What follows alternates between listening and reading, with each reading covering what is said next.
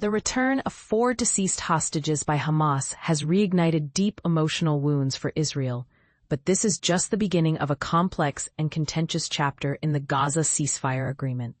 On Monday, as part of the fragile truce, Hamas handed over the bodies of 4 individuals, yet the identities and stories behind these lives lost have only recently come to light. And this is the part most people miss, the human faces and sacrifices behind the headlines. By Tuesday morning, the Israeli military revealed the names of 2 of the hostages, Guy Illouz, a 26-year-old Israeli sound technician, and Bipin Joshi, a 23-year-old Nepalese agriculture student. Later, families identified the remaining 2 as Yossi Sharabi, a 53-year-old Israeli, and Daniel Peretz, a 22-year-old Israeli-South African dual national. But here's where it gets controversial. Israel has now threatened to restrict aid to Gaza and delay reopening the Rafah border crossing with Egypt, citing Hamas's failure to return the bodies of 24 other deceased hostages as agreed. Israel's defense minister issued a stark warning.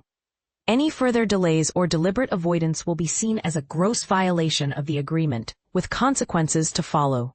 Hamas, however, claims the process is complicated by the fact that not all burial sites are known. Is this a legitimate logistical challenge or a strategic delay? The question hangs heavy in the air. The 20 living hostages released by Hamas on Monday, in exchange for nearly 2,000 Palestinian prisoners, are a reminder of the human stakes.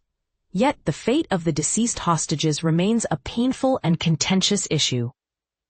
For instance, Guy Illouz, who survived the attack on the Nova Musical Festival on October 7, 2023, was abducted while injured and later died due to lack of medical care in captivity. Bipin Joshi, a hero who deflected a live grenade with his bare hands, saving lives, was reportedly murdered in captivity during the war's early months. Does the world remember these acts of bravery? Or are they lost in the political noise? The Hostages and Missing Families Forum shared heart-wrenching details, such as Illouz's final words to a fellow hostage, praising his mother's strength and dreaming of embracing her upon his return, a moment he never lived to see. Yossi Sharabi, kidnapped alongside his brother from Kibbutz Be'eri, likely perished in a building collapse caused by an Israeli strike. Daniel Peretz, an IDF captain, was killed in a tank attack near Nahal Oz, his body taken to Gaza. These stories humanize the conflict, but will they sway public opinion or policy? Israeli officials have now halted aid deliveries and kept the Rafah crossing closed until all bodies are returned, a move that has sparked criticism from the UN's humanitarian chief, Tom Fletcher. He urged Hamas to fulfill its promises while calling on Israel to keep crossings open for desperately needed aid. Is this a justified response or a dangerous escalation? The ceasefire agreement, which includes a mechanism for locating remaining bodies through mediators and the Red Cross, acknowledges the challenges but sets a clear expectation.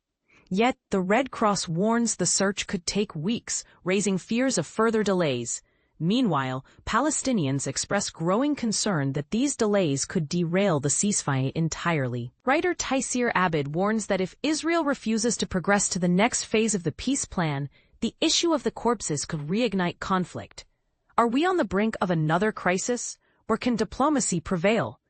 Adding to the tension, Israeli drone strikes in Gaza on Tuesday killed 6 Palestinians, with the IDF claiming they posed a threat by crossing the agreed yellow line.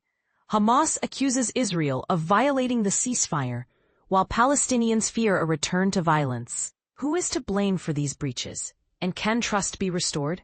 Since the Hamas-led attack on October 7, 2023, which killed approximately 1,200 Israelis and took 251 hostages, Israeli military operations in Gaza have resulted in the deaths of at least 67,913 Palestinians, according to local health authorities. As the world watches, will this cycle of violence ever end? What are your thoughts? Is Israel's response to Hamas's delay justified, or is it exacerbating an already dire situation?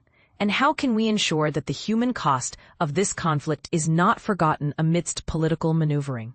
Share your views in the comments below.